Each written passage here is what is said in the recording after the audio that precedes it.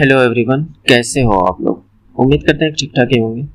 आज के वीडियो में हम लोग देखने वाले हैं आरआरबी एलपी टेक्नीशियंस भर्ती 2024 से रिलेटेड परीक्षा आधारित संभावित प्रश्न को मैंने इस वीडियो में लिया है जो कि मैथ और रीजनिंग के क्वेश्चंस को करने वाले हैं।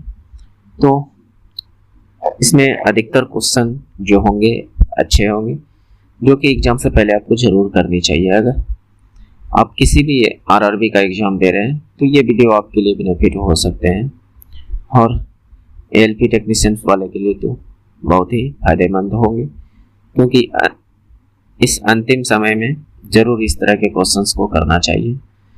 तो चलिए शुरू करते हैं, और मेरे करने से पहले आप ज़रूर वीडियो रोक कर करने का कोशिश कीजिएगा, जिससे कि आपको ज़्यादा बेनिफिट मिलेंगे। तो यहाँ पर कहा जा रहा है एक घन की लंबाई, चौड़ाई एवं ऊंचाई का योग 21 सेंटीमीटर, इसके विकर्ण की लंबाई 13 सेंटीमीटर, तब घनाभ का कुल पृष्ठीय क्षेत्रफल क्या होगा।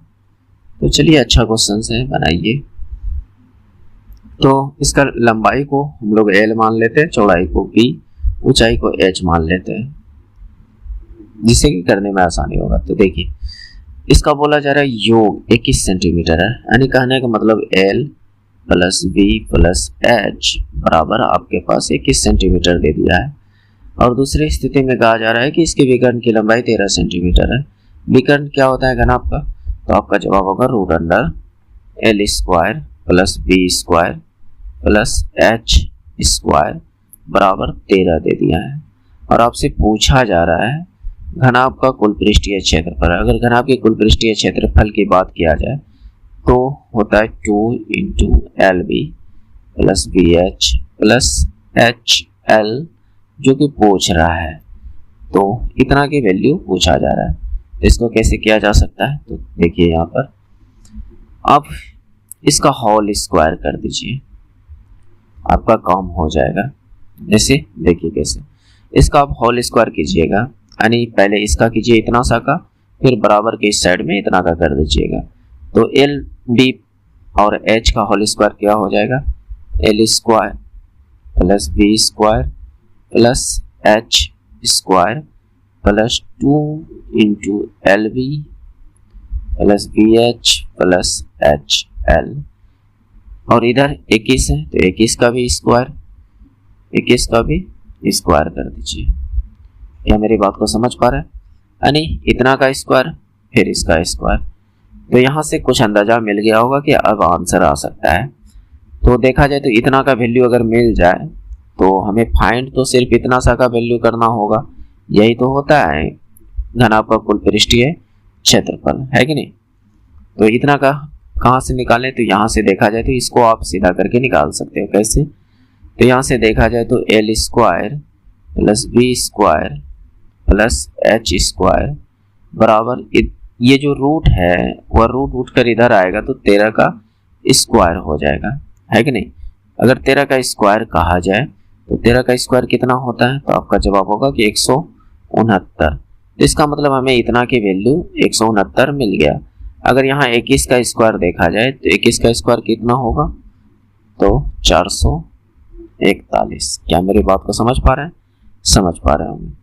तो अब यहाँ पर पुट कर दीजिए, इतना के जगह पर 169 प्लस इतना तो है ये, इसी का वैल्यू पूछा जा रहा है 2 into L B plus B H plus H L बराबर 441।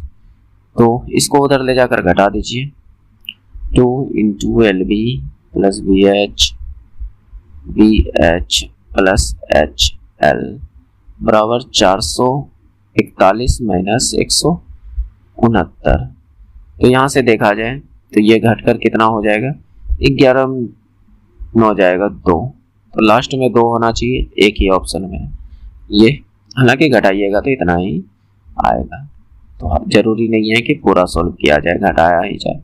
कभी कभी यूनिट डिजिट भी देख लेना चाहिए, जिससे कि आपके समय की बचत होगी, है कि नहीं। नेक्स्ट, मेरे उम्मीद से इस क्वेश्चन को आप समझ पाए होंगे।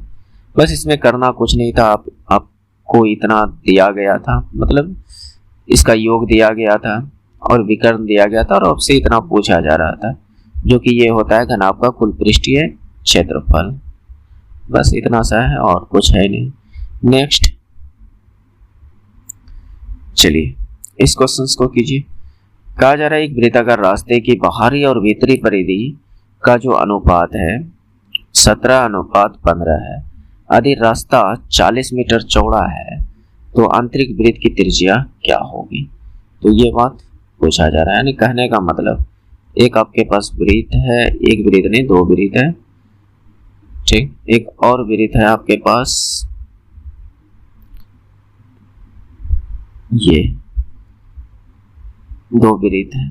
इसमें आपसे कहा जा रहा है कि जो इसकी त्रिज्या का अनुपात है 15:17 है, यानी ये बड़ी वाली 17 है और ये त्रिज्या का परिधि का अनुपात, अच्छा ये परिधि का अनुपात दिया है इतना, तो हमें त्रिज्या की अनुपात निकालना है।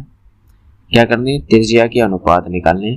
तो इसमें एक चीज आपको समझ लेना होगा जो कि आसानी होगा, अन्यथा फिर आप लॉन्ग प्रोसेस में पड़ जाइएगा। केयू मान के जैसे कि 17 के, इसको मान लीजिए इसको 15 के, परिधि फिर लगाइए यहाँ पर 2 पाई बड़ी आर माइनस 2 पाई छोटी आर बराबर जो ये अनुपातिक वैल्यू दिया है 17 के माइनस 15 के। तो ये करने से बेहतर है कि जो मैं कर रहा हूँ उससे कीजिए, आसानी से बन जाएगा। मेरी बात को ध्यान से समझिएगा। तो जो ये अनुपात दिया है उसी को आप त्रिज्या मान लीजिए, काम हो जाएगी। देखिए कैसे, तो बड़ी वाली 17 और छोटी वाली 15, ठीक है। तो यहाँ से इन दोनों का देखा जाए गैप, तो ये गैप कितने का आएगा, तो आपका जवाब होगा कि ये गैप है 2 का। ये गैप कितने का है, 2 का। इसी 2 गैप की वैल्यू, क्योंकि इसी का यही रास्ता है, यही क्या है आपका रास्ता है, बात समझ रहे हैं, ये आपकी रास्ता है और इसी की रास्ता की चौड़ाई दिया है 40 मीटर। तो ये 2 गैप का वैल्यू है 40 सेंटीमीटर। तो हमें चाहिए वृत्त की आंतरिक त्रिज्या, यानी ये 15 की वैल्यू चाहिए। आंतरिक त्रिज्या मतलब अंदर वाली वृत्त की त्रिज्या चाहिए, तो हमें 15 की वैल्यू चाहिए। हमें 2 की वैल्यू पता है कि 40 है, तो 1 का वैल्यू कितना हो जाएगा, तो आपका जवाब होगा कि 20 होगा। हमें चाहिए कितना का वैल्यू, 15 का। तो 1 को 15 बनाने के लिए आप क्या कर सकते हो, 15 से गुना, तो इसको भी आप 15 से गुना कर दीजिए। तो ये क्या हो जाएगा 15 और इधर 15 गुना 20 कीजिएगा तो कितना होगा 300। हमें 15 ही अनुपात का वैल्यू चाहिए जो कि 300 आया और इसका राइट आंसर हो जाएगा 300। बेहतर है कि इस तरह से ना करते हुए आप इस तरह से कर सकते हो, हालांकि आएगा आंसर उतना ही दोनों तरीके से। तो ये आपका लॉन्ग प्रोसेस हो जाएगा जो कि मेरे उम्मीद से करना बेकार है। नेक्स्ट चलिए, कहता राजेश पहले 60 किलोमीटर प्रति घंटा की यात्रा जो है कि 64 किलोमीटर प्रति घंटा की चाल से करता है और अगले 160 किलोमीटर की यात्रा 80 किलोमीटर प्रति घंटा की गति से करता है। तो यात्रा के पहले 320 किलोमीटर के लिए औसत चाल क्या होगी। तो आपने कहीं ना कहीं औसत चाल का फॉर्मूला पढ़ा होगा कि औसत चाल बराबर जो होती है 1 मिनट, औसत चाल बराबर जो फॉर्मूला होगा कुल दूरी बटे कुल समय। कुल समय, क्या मेरी बात को समझ पा रहे हैं, समझ पा रहे हैं, ओके। तो कुल दूरी तो हमें पता है कि ये 320 दिया हुआ है, 320 किलोमीटर के लिए औसत चाल पूछा जा रहा है, ठीक है। लेकिन कुल समय नहीं है पता है, तो समय कैसे निकाले। तो समय बराबर क्या होता है, दूरी बटे चाल, यही ना होता है। तो ये दूरी है और ये चाल है, तो यहाँ पर देखा जाए तो समय कितना निकलेगा। तो समय यहाँ पर देखा जाए तो यहाँ पर कुछ समय निकलेगा 160 बटे 64। समय बराबर यही तो होता है, दूरी बटे चाल। तो यहाँ से देखा जाए तो समय कितना निकलेगा, 8 से 8 बार में और 8 से ये 20 बार में, और कट सकता था नहीं, 16 से कट सकता था। चलिए 16 से ही कटाते हैं, आसानी होगा।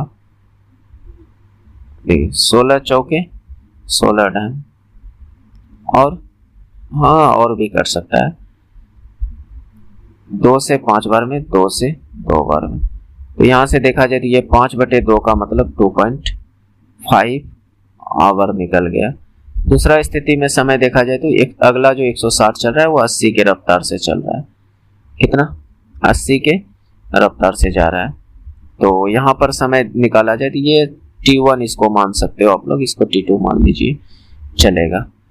लेकिन इस समय यहाँ देखा जाए तो कितना 160/80, तो यहाँ पर कितना 2 घंटा, यहाँ पर कितना आया 2 घंटा, 2 घंटा और 2.5 घंटा कितना 4.5 घंटा है कि नहीं। तो टोटल टाइम देखा जाए तो कितना है 4.5 आवर है कि नहीं। तो समय भी हमें निकल पता चल गया और कुल दूरी इतनी है, तो यहाँ पर 4.5 आप पुट कर सकते हो, है ना। तो इसको कटाइए पिटाइए देखिए कितना आता है, या तो आप इसको सिंपल करके लिख सकते हो 9/2 है कि नहीं। इस 4.5 को आप 9/2 लिख सकते हो कि नहीं, तो आपका जवाब होगा कि हाँ लिख तो सकते हैं। तो बस इसको आप 9/2 यहाँ कीजिएगा। 9/2 बैठाने का मतलब 9 नीचे 2 ऊपर, इतना सा आप कैलकुलेशन समझ सकते हो। तो ये क्या हो गया 32 दूनी 64, 640/9, तो 9 7 63 यानी पॉइंट में आएगा और 7 पहले आएगा, क्योंकि ये 9 से घटने वाला है नहीं, जो कि एक ही ऑप्शन है। यूनिट यहाँ पर 7 शुरू में आएगा, बाकी बात पॉइंट में आएगा। है इन सब में भी 7 शुरू में है लेकिन पॉइंट में नहीं है, इसलिए ये सब आंसर नहीं। तो भाग दीजिएगा तो इतना ही आएगा, तो जो ये है 71.11, तो ये आपका समथिंग में राइट आंसर आ जाएगा। नेक्स्ट। और हाँ, अगर आप पहली बार चैनल पर आए हैं तो थोड़ा देर रुकिए, अच्छा लगे तो सब्सक्राइब कर लीजिएगा और थोड़ा सा लाइक वाइक भी कर दीजिएगा, जिससे कि हमारी भी हौसला बने रहे, जिससे कि आगे और भी मैं वीडियो आप लोगों को प्रोवाइड करता रहूं। तो चलिए इसमें देखिए क्या है 3/2, 3/2, 81/16, 9/8 का लघुत्तम समावर्तक क्या होगा। तो ये कहीं ना कहीं भिन्न के रूप में है। तो भिन्न का आपको एलसीएम निकालने के लिए बोला जाए तो क्या कीजिएगा, भिन्न का एलसीएम निकालने के लिए कहा जाए तो ये होता है अंश का एलसीएम अपॉन हर का एचसीएफ। क्या मेरी बात को समझ पा रहे हैं। अब भिन्न जैसे कि 3/2 ये भिन्न के रूप में है, तो भिन्न में अंश का एलसीएम, अंश में क्या क्या है देखिए, भिन्न में 2 चीज होता है। अगर मैं 3/2 को ही देखूं तो ऊपर वाला अंश है और नीचे वाला हर है। क्या मेरी बात को समझ रहे हैं। तो जैसे ऊपर में आपके पास क्या क्या है, 3 है, 81 है और 9 है। 3, 81 और 9, इसका आपको एलसीएम फाइंड करनी है। तो यहाँ ये छोटा डाटा है, बिल्कुल आपको दिख रहा होगा कि इसका एलसीएम हो जाएगा 81, जो कि अगर इतना इजी डाटा का आप लोग एलसीएम निकालने के लिए बैठ जाए तब तो आप समझ सकते हो कि उस तरह नहीं करना चाहिए। इसको डायरेक्ट मन में ही सोचकर निकाल लेना चाहिए कि 81 होगा। और हर का एचसीएफ बोला जा रहा है। हर में देखा जाए तो 2, 16 और 8 क्या है, 2, 16, 8, इसका आपको एचसीएफ बोला जा रहा है निकालने के लिए। तो ये भी छोटा डाटा है, तो इसका आराम से आप निकाल सकते हो। इन तीनों का एचसीएफ जो है, ये हर का जो एचसीएफ है 2 निकल जाएगा, तो इसका राइट आंसर हो जाएगा 81/2। Okay, next. चलिए देखिए इसमें क्या कहा जा रहा है, दी गई श्रृंखला से लुप्त संख्या का चयन कीजिए। तो इसमें ज्यादा कुछ है नहीं, थोड़ा सा सोचिएगा तो बन जाएगा। जैसे कहने का मतलब, इसका गैप देखिए कितना का है। तो यहाँ देखा जाए तो गैप कितना का है, 12 में 5 गया 7, 6 67। यहाँ का गैप देखिए कितना है, तो यहाँ का गैप देखा जाए तो 11 में 2 गया 9, 14 मार गया 6 69। इधर का गैप देखिए कितना है 5, और इधर हो गया 16 में हो गया 7 75 का। तो कहीं ना कहीं हम मेरे उम्मीद से 2 का गैप है, देख लेते हैं। तो इधर भी 2 का गैप, इधर 2 बढ़ाइएगा तो कितना होगा 71। तो यहाँ भी 2 का गैप, इधर देखा जाए तो 71 में 2 बढ़ाइएगा तो 73 और 2 75। हाँ बिल्कुल यही गैप चलेगा। तो ठीक है, तो इसका मतलब कि यहाँ पर यहाँ से यहाँ तक 67 बढ़ा, फिर 69 बढ़ा, फिर 71 बढ़ा है। तो 71 बढ़ाते हैं, देखते हैं कितना होता है। तो 151 में आप 71 को ऐड कीजिएगा तो लास्ट में 2, तो 2 लास्ट में एक ही ऑप्शन में, ये कहानी खत्म। क्या मेरी बात को समझ रहे हैं? तो इस तरह से इसे आप कर सकते हो। देखिए दोस्तों, मैं ये नहीं कहता हूँ कि आपके लिए आप 10 सेकंड का टाइम दिया जा रहा है फिर बनाइए, वह टाइम बर्बाद है। करने का होगा आप वीडियो रोककर आराम से कर सकते हो, है कि नहीं? हालांकि मेरी उम्मीद से आपको जरूर वीडियो रोककर करनी चाहिए। अगर मेरे से पहले आप कीजिएगा, कोशिश कीजिएगा, तो कहीं ना कहीं आपको ज़्यादा बेनिफिट मिलेगा और आपकी थोड़ी बहुत दिमाग भी चलेगी। दिमाग, हाथ पैर, सब पैर नहीं, हाथ जरूर चलेगा, जो कि कहीं ना कहीं आपके लिए बेनिफिट होगा। देखिए, बनाइए इस क्वेश्चन को। तो क्या बोला जा रहा है, 4 पुरुष 6 महिला एक कार्य को 8 दिन में पूरा कर सकते हैं, जबकि 3 पुरुष और 7 महिला इसे 10 दिन में पूरा कर सकता है। तो 25 महिला इसे कितने दिन में पूरा करेगी? ठीक है, तो देखिए इसमें क्या कैसे हम निकाल सकते हैं। अब आप जो है इसमें क्षमता निकाल लीजिए, पुरुष और महिला का क्षमता, वो कैसे निकाल सकते हैं? तो मान लीजिए पुरुष की क्षमता P है, माना, बस मैं समझाने के लिए बता रहा हूँ, हालांकि ऐसा नहीं करना है। माना पुरुष की जो क्षमता है P है और महिला की जो क्षमता है वह M है। ठीक है, तो अब आप आराम से निकाल सकते हो। अब कैसे, देखिए पहले क्या कहा जा रहा है कि 4 पुरुष यानी 4 P प्लस, यानी और बोला जा रहा है तो प्लस 6 महिला जो काम कर रहा है वह 8 दिन में कर रहा है। कितना दिन में? 8 दिन में। तो ये टोटल काम हुआ, ये इनकी दोनों की मिला के ये क्षमता है, ये समय। अगर फॉर्मूले पर थोड़ा सा ध्यान दीजिएगा तो जो काम बराबर फॉर्मूला होता है समय गुना क्षमता, समय गुना क्षमता नहीं, वर्क बराबर टाइम इंटू एफिशिएंसी, है ना?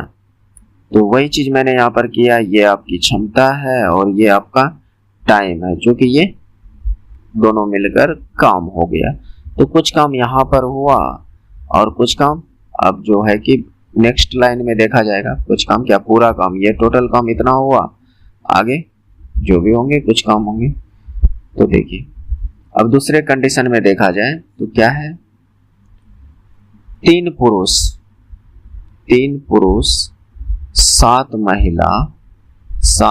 महिला जो मिलकर कर रहे हैं 10 दिन में। ठीक है, तो यहां से अब इन दोनों की क्षमता का अनुपात निकल जाएगा। कैसे, मेरी बात को थोड़ा ध्यान से समझिएगा। तो इसको कटा पिटा के किसी तरह भी आप P अनुपात M ला सकते हो। तो देखिए यहाँ से अगर मैं 2 से कटा दूं तो ये 4 बार में, इसे मैं 2 से कटा दूं तो ये 5 बार में। तो अब इसको 4 से गुना कर दीजिए, 16P और 6 चौके 24 M। नहीं भी कटाते तो फिर भी आता, लेकिन अगर डाटा छोटा हो रहा है तो करने में आसानी होगा, इसलिए कटा लीजिए।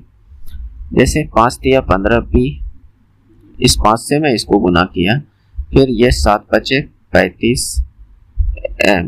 ठीक है, तो यहाँ से P वाले को एक साइड, M वाले को एक साइड लेते जाइए। तो P वाले को एक साइड लाता हूँ तो ये 16P माइनस 15P, M वाले को एक साइड लेकर जाता हूँ तो ये 35 M, ये प्लस में तो इधर माइनस में 24 M।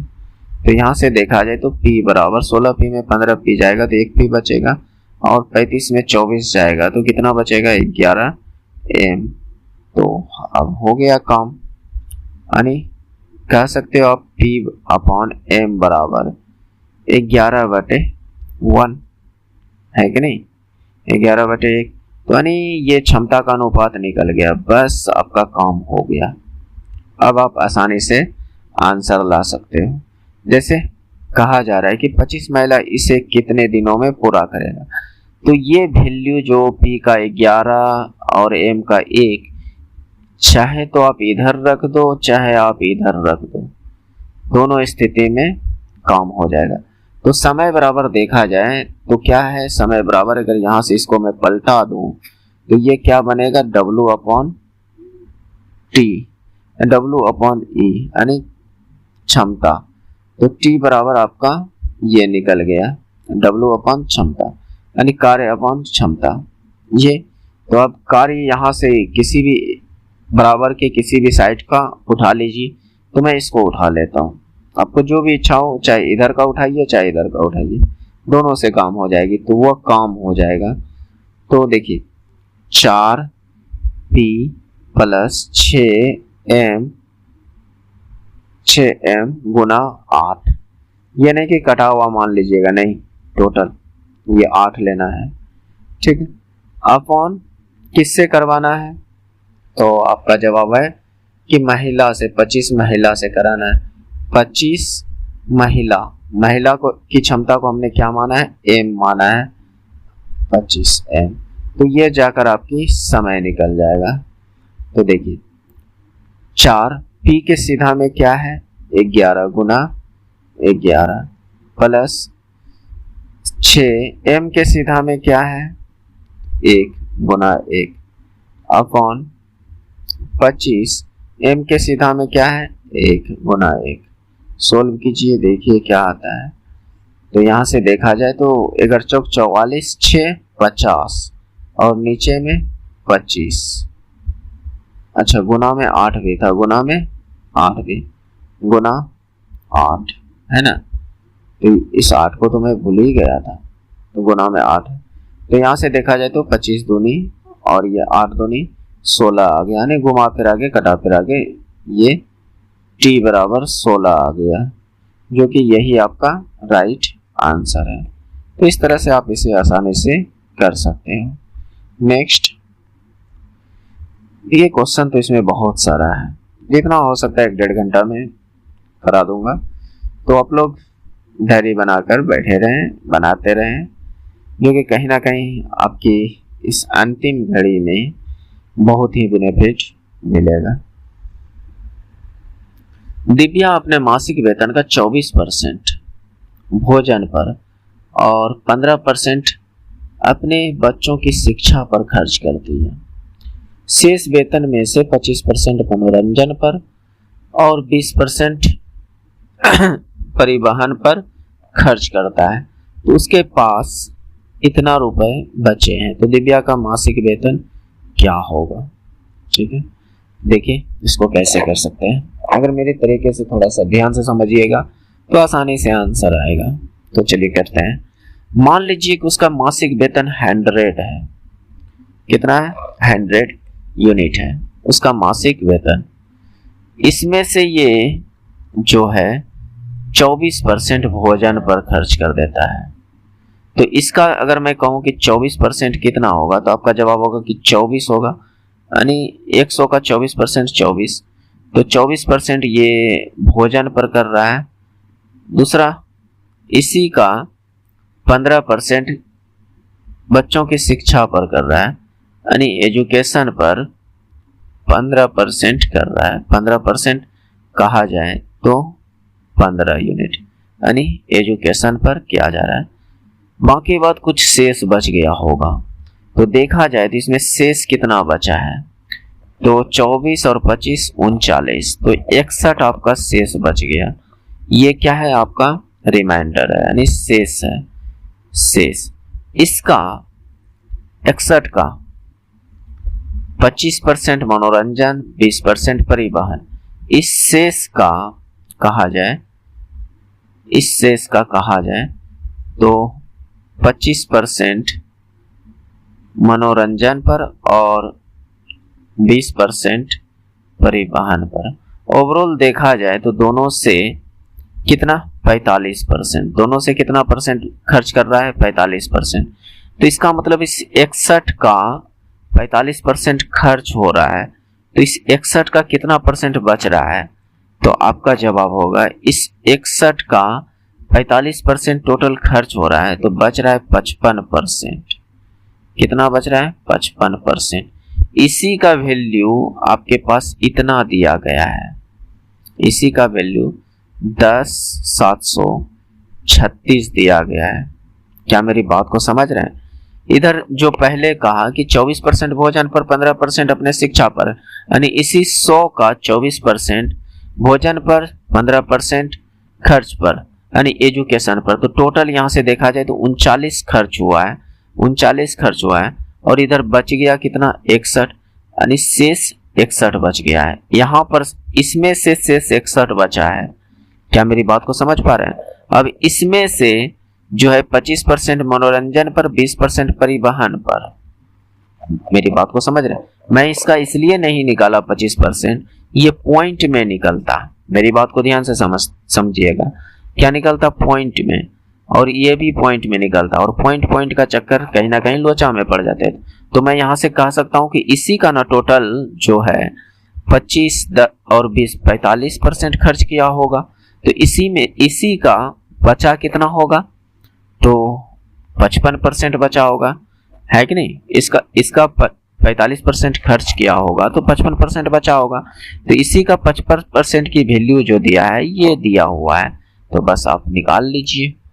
तो यहाँ से आप एक का वैल्यू आप निकाल सकते हो, इस 61 में से एक का वैल्यू निकाल सकते हैं इसको कैलकुलेट करके। आप उस हिसाब से फिर इसका 100 का वैल्यू निकाल लीजिएगा। तो यहाँ से आप 1% की कहा जाए तो एक की वैल्यू नहीं निकाल सकते, तो परसेंटेज उड़ाइएगा तो ये आ जाएगा 61 गुना 55/100 बराबर ये 10,736।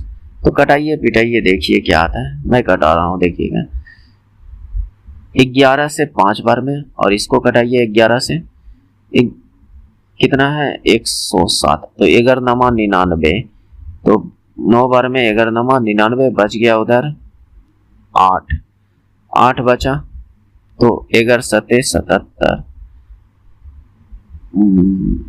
11×99 इसमें 17 हो गया 8, हाँ ठीक। तो 11×7=77 बच गया कितना 6, 11×6=66, यानी 976 बार में कट गया 11 से मैंने इधर कटाया 5 बार में, तो इधर इतना बार में कटा। और कुछ कट सकता है क्या? तो देखते हैं 61 से कटाने का कोशिश करता हूँ।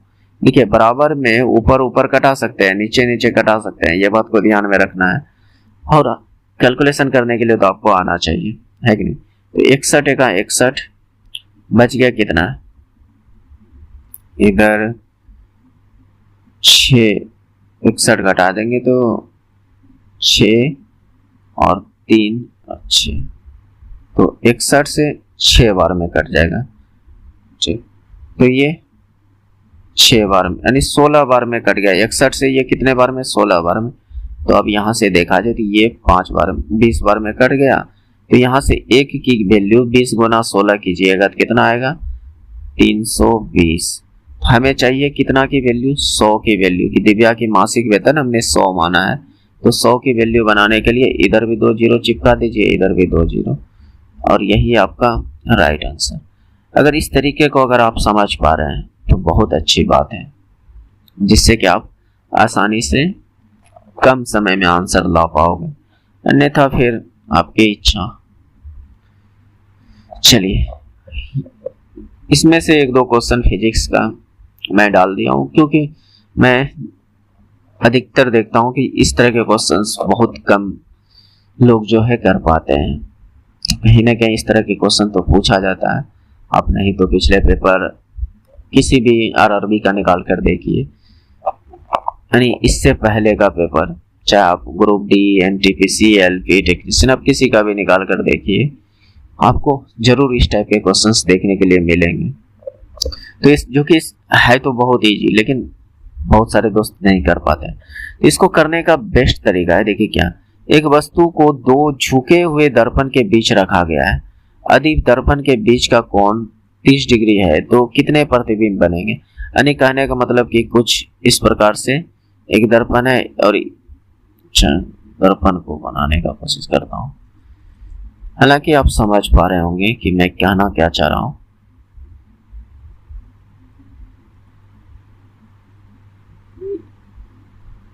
एक दर्पण ये और एक दर्पण कुछ ऐसा बनाता हूं।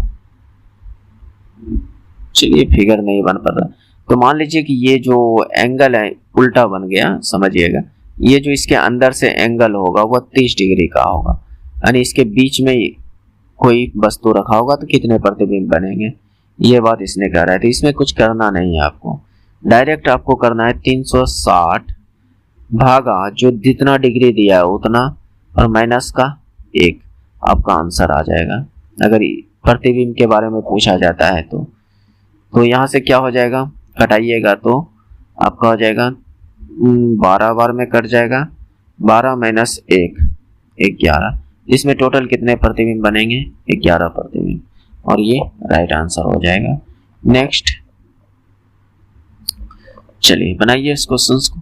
महिमा ने 20% और 12% की क्रमिक छूट के बाद 792 रुपए में एक साड़ी खरीदी। साड़ी का अंकित मूल्य था इतना, यानी कितना था, ये बात पूछा जा रहा है। तो देखिए इसको कैसे कर सकते हैं। मान लीजिए कि अंकित मूल्य 100 रुपए था, माना हुआ मूल्य, ये ओरिजिनल नहीं कि मान लीजिए 100 था, 100 में से पहले 20% छूट दिया, तो 100 पर आप 20% की अगर छूट दोगे तो ये कितने का बच जाएगा, 80 का। कितने का बच जाएगा, यानी 20% 100 में 20% घटा दीजिएगा, कितने का बचेगा, 80 का।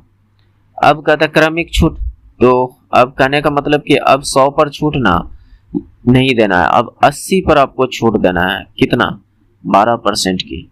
तो 80 का 12% अगर आप छूट दीजिएगा तो 96, 9.6, मेरा कहने का मतलब 9.6 की छूट पड़ेगी। तो देख लेते हैं एक बार, 80 का 12%, तो 1 0 कटा, 12 96, हाँ 9.6 की छूट, 80 में 9.6 घटाइए, तो 9.6 अगर घटाते हैं तो 4 और 7 में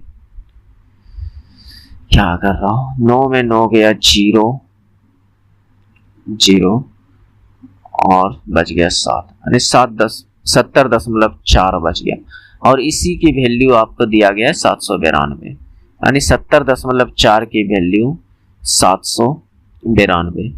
अगर इस तरीके को नहीं समझ पा रहे हैं तो एक तरीका और बताऊंगा दोस्त, देखिएगा, उससे इससे भी आसानी से बनेगा।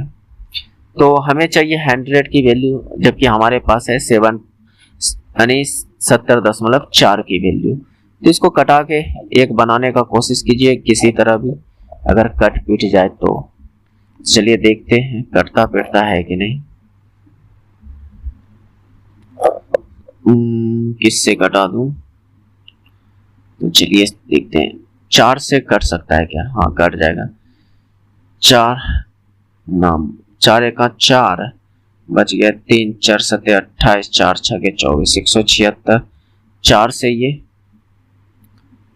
4 1 4 बच गया, 3 4 9 36 बच गया आपका 3,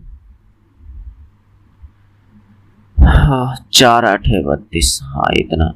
इधर 176 है, यहाँ पर कितना है 176, और कटाने का कोशिश करते हैं। 4 से अभी और कट सकता है, 4 से नहीं कटेगा, देखते हैं किससे कटेगा।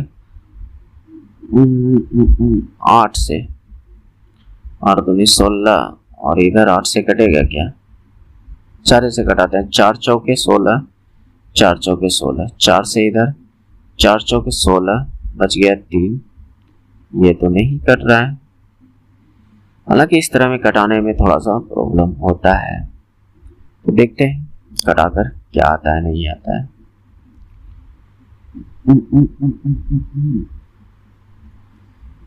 4 से तो नहीं कट रहा है, इधर कटा 4 से, लेकिन इधर 4 चौक 16 बच गया 3, 4 नामा 36 होना चाहिए, 4 नामा 36। चलिए आप कैलकुलेटर का इस्तेमाल कर लीजिएगा, मैं यहाँ पर नहीं करा रहा हूँ, ठीक है, क्योंकि हमें भी कटाने में प्रॉब्लम हो रहा है। तो ये 70.4 की वैल्यू आपके पास 792 दिया है, ठीक है। तो आप यहाँ से किसी तरह कटा पिटा के एक एक की वैल्यू निकालिएगा, एक का वैल्यू निकल जाएगा, उसको 100 से गुना कर दीजिएगा, आपका आंसर आ जाएगा। ठीक है, तो दूसरा तरीका मैं बताता हूँ जिससे कि आपका आसान हो जाएगा करने में। देखिए कैसे। अब 20% को पकड़िए। 20% का मतलब क्या है? 1/5। तो 5 की समान पर एक छूट, यानी पहले जो भी मूल्य था, ये पहले का मूल्य और लिखना है और बाद का मूल्य। 5 का समान एक छूट पर, यानी 5 का समान एक छूट 4 पर मिल रहा है। कितना पर मिल रहा है? 4 पर। अगर 12% की वैल्यू देखा जाए तो 12% को अगर कटाइए पिटाइएगा तो आएगा 3/25, यानी 25 के समान पर 3 की छूट, यानी कोई सामान 25 की थी उस पर 3 की छूट, यानी 22 की मिल रही है। कितने की? 22 की मिल रही है। तो अब इसको गुना कर दीजिए, 25 पचे 125 और 22 चौके 88। तो ये 88 की वैल्यू जो है आपको 792 रुपए पड़ रहा है। 792 रुपए पड़ रहा है। क्या मेरी बात को समझ रहे हैं? तो हमें चाहिए 125 की वैल्यू। पहले अंकित मूल्य, ये जो है आपका पहले वाला, ये अंकित मूल्य है, और ये क्रमिक छूट देने के बाद जो है इतना ये वाला मूल्य है। तो आपके पास इतना का वैल्यू इतना है, तो आप 125 का वैल्यू निकालिए। तो यहाँ से देखा जाए तो ये इसका कितना गुना है? 9 गुना। तो आप इसका भी 9 गुना कीजिए। तो 9 पचे 45 बरनमा 78 से और एक 4 112, तो ये 1125 आ गया। तो ये एक अच्छा तरीका जो कि आप इसे आसानी से फाइंड कर सकते हो और ज्यादा पॉइंट के चक्कर में नहीं पड़िएगा। बात समझ रहे हैं? तो इस तरह से आप इसे कर सकते हो। देखिए दोस्त, जो तरीका हमको लगता है कि ये तरीका थोड़ा टफ हो सकता है, तो उसका मैं थोड़ा सा कोशिश करता हूँ इसका जो आसान तरीका हो उस तरीका से किया जा सके, है ना। तो कहीं ना कहीं बेनिफिट हो सकता है। और हाँ, अभी तक भी अगर आप लोग को पसंद आ रही है और लाइक नहीं किए हैं तो ये तो गलत बात है दोस्त। सिर्फ अपना ही आप फायदा सिर्फ मत देखिए, थोड़ी सी हमारी भी हेल्प करने का कोशिश कीजिए, हमारी भी हौसला बढ़ाने का कोशिश कीजिए। बात समझ रहे हैं? तो ये तो सेम क्वेश्चन है। नेक्स्ट देखते हैं। चलिए, इनमें से कह रहा है गलत को ढूंढिए कि इसमें से गलत क्या है। तो चलिए, जो भी रिलेशन है मैं उसको एक्सप्लेन करता हूँ। 7 का आप 1 गुना कीजिए प्लस 1 ऐड कीजिए, तो ये कितना हो जाएगा? 8 हो जाएगा। यानी 7 गुना 1 प्लस 1 कीजिएगा तो 8 बनेगा। फिर 8 गुना 2 प्लस का 2 कीजिएगा तो ये 18 हो जाएगा। फिर 18 गुना 3 प्लस का 3 कीजिएगा तो ये 57 होगा। उसी तरीका से 1 2 3, तो अगला बार 4 से गुना होगा, यानी 57 गुना 4 प्लस का 4 कीजिएगा तो क्या 288 पूर्ण रहे हैं? क्या देखते हैं। तो 4 7 का 28 और 4 पंचे 20, 2 22, 228 प्लस का 4, तो ये बन गया आपका 232, जबकि यहाँ पर है 288। इसका मतलब यहाँ पर इसको 232 होना चाहिए था। कितना होना चाहिए था? 232।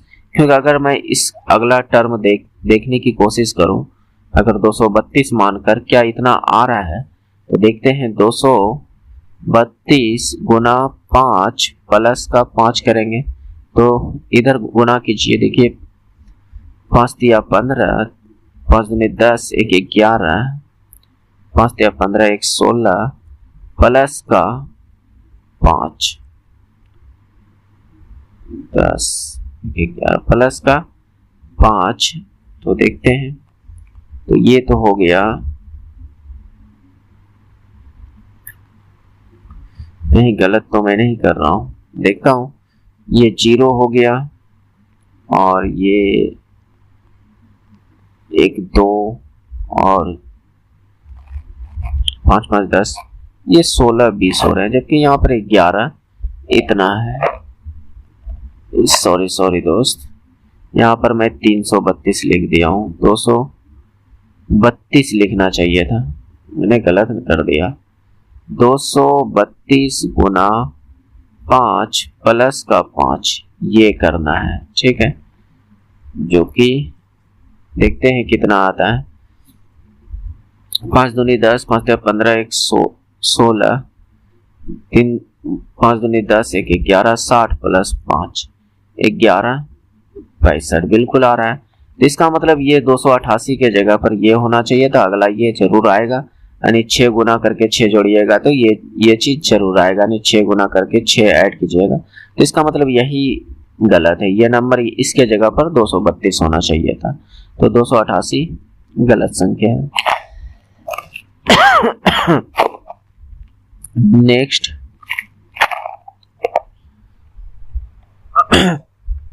का जरा एक पिता माता पुत्री के वेतन का अनुपात इतना है, तो अधिक्रमशः 15%, 10% और 20% की वृद्धि हो तो उनका वेतन का अनुपात क्या होगा।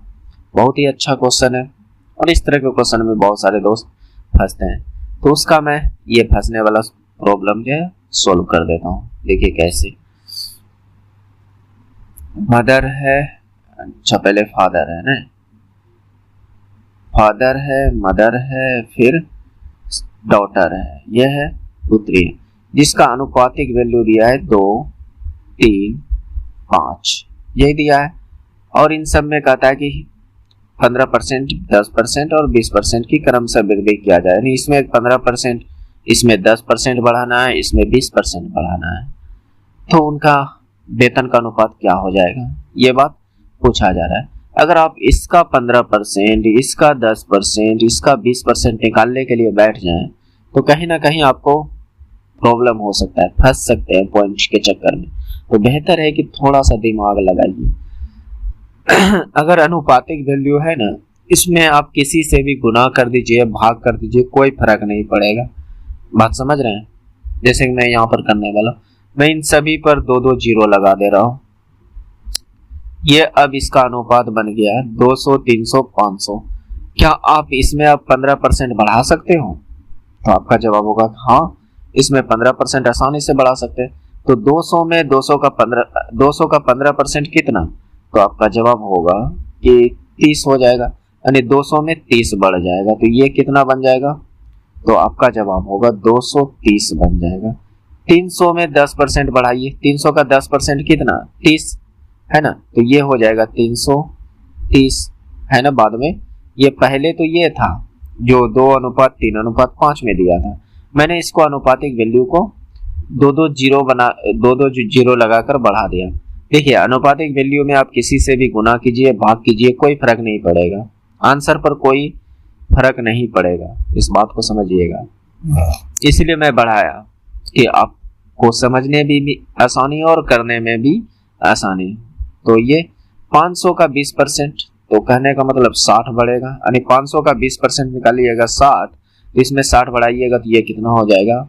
500, 60 करने 100 होगा, 500 का 20% 100, तो 100 बढ़ाइएगा तो ये 600 हो जाएगा। कितना हो जाएगा? 600।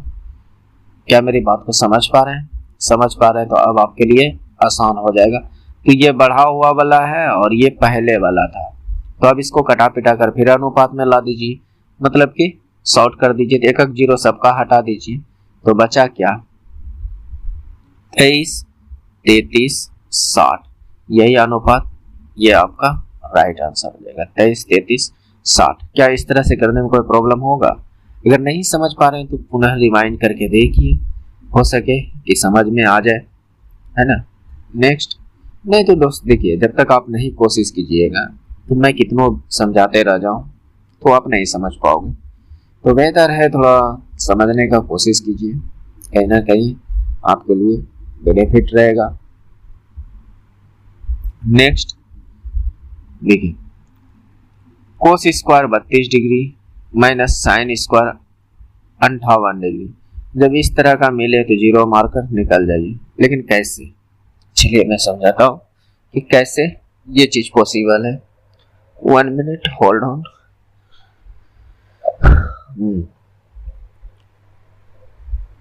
तो देखिए कैसे ये चीज हो सकता है। तो इनमें से किसी भी वैल्यू को आप चेंज कर दीजिए।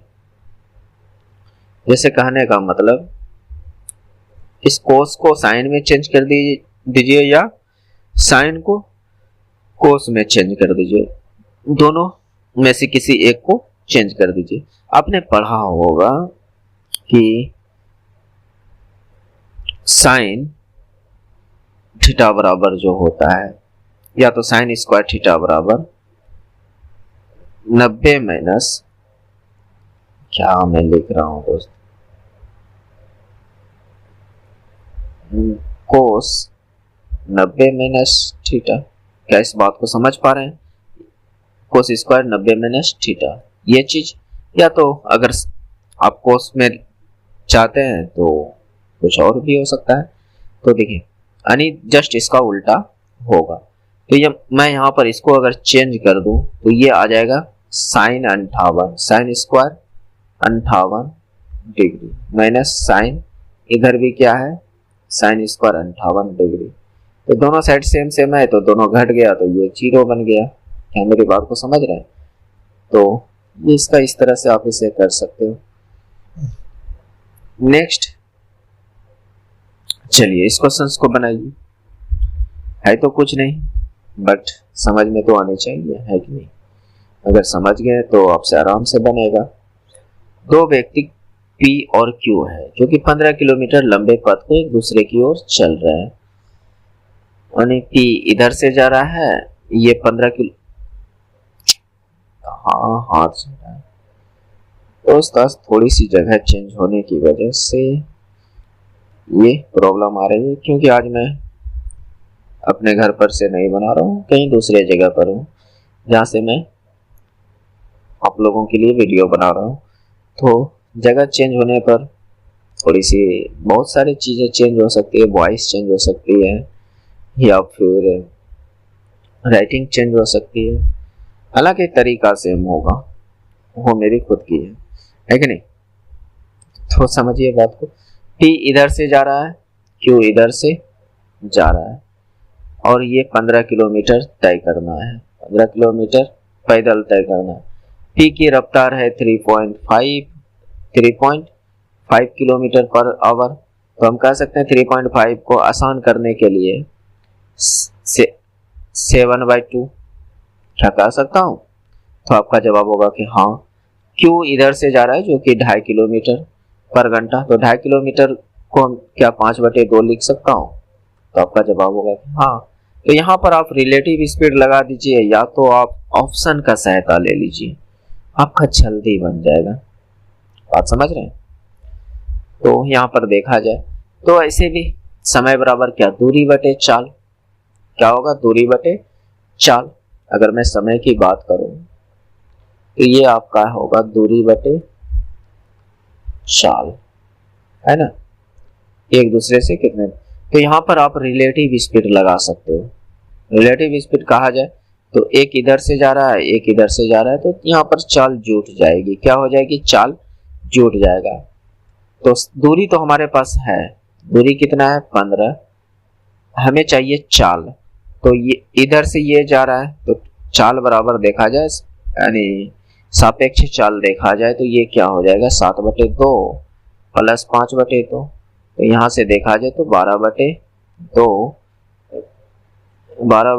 और इसको और कटाया जाए तो 6 किलोमीटर पर घंटा निकल गया सापेक्ष चाल। तो 6 से भाग दे दीजिए। तो 6 से भाग देने का मतलब 2.5 यही ना, 2.5 आएगा। 6 दूनी 12 बच गया 3, हाँ बिल्कुल 2.5 आवर। और 2.5 आवर कहने का मतलब क्या 2 घंटा 30 मिनट, 2 घंटा 30 मिनट, ये आपका राइट आंसर हो जाएगा। हालांकि यहाँ पर आप ऑप्शन का भी सहायता लेकर बना सकते हो। कैसे? देखिए मेरी बात को थोड़ा सा समझने का कोशिश कीजिएगा, कैसे आप ऑप्शन का सहायता लेकर बना सकते हैं।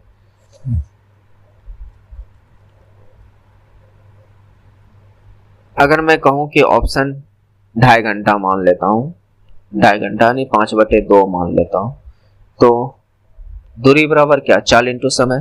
तो यहां से देखा जाए तो इसका चाल कितना कहीं ना कहीं 2.5 घंटा में कहीं ये मिला होगा, और ये भी इधर से आकर उतने घंटा, दोनों का समय तो सेम रहेगा, चाहे ये किसी भी रफ्तार से जाए, ये किसी भी रफ्तार से जाए, दोनों का मिलने का समय सेम रहेगा, है कि नहीं। तो 2.5 घंटा में मिला और इसका चाल है 7/2, तो यहाँ से किया जाए तो 7/35/4, और इधर से इसका दूरी देखा जाए, ये कितना दूरी, क्यों कितना दूरी तय किया है, तो आपका जवाब होगा 5/2, और इसकी जो है समय इसका भी सेम, यानी 5/2। तो यहाँ से देखा जाए तो ये 25/4, तो ये दूरी, ये यानी P जो है इतना दूरी, Q जो इतना दूरी, इन दोनों दूरी को जोड़ दूं तो क्या 15 आ जाएगा, तो देखता हूं।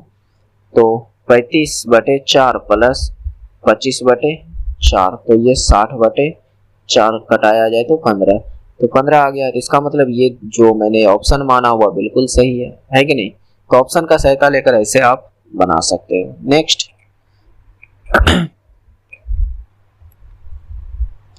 दोस्त, इस तरह के वीडियो बनाने में दोस्त बहुत मेहनत लगती है, जैसे कि क्वेश्चन कलेक्ट करना, फिर क्वेश्चन को टाइप करना, और फिर उस टाइप किए हुए क्वेश्चंस के पीडीएफ को फिर वीडियो के फॉर्मेट में रिकॉर्ड करना, उसके बाद भी एडिटिंग का काम रह जाता है, और एडिटिंग करना और सारा का सारा काम खुद अकेले ही करना पड़ता है, क्योंकि अभी आपको पता है कि हमारी चैनल उतनी बड़ी नहीं है जो कि किसी को भी मैं हायर कर सकूं या मैं रख सकूं, आप समझ रहे। और किसी को मैं अभी बोलूंगा भी कि आप मेरे साथ रहिए तो नहीं रहेगा, क्योंकि मैं उसकी जो है सैलरी नहीं दे सकूंगा, बात समझ रहे। तो थोड़ा सा दोस्त सपोर्ट करने का कोशिश कीजिए, कि आपकी एक सपोर्ट से